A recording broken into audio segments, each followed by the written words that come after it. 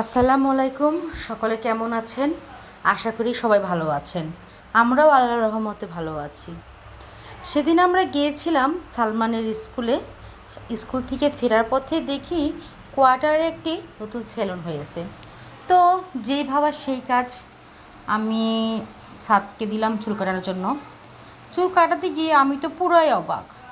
সাদ এই বয়সে কিভাবে সব কিছু বুঝে!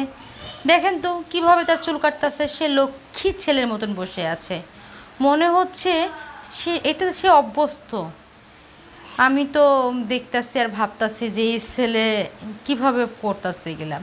একটু কান্না নাই, কাটি নাই, কিচ্ছু নাই, চুপ হয়ে ভদ্র ছেলের মতন বসে আছে।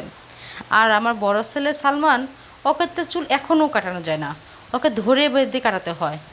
আর এদিক দিয়ে আমার ছোট ছেলে মাশাল্লাহ, সে সব কিছু বোঝে। তো আজকে এই পর্যন্তই। আল্লাহ হাফেজ।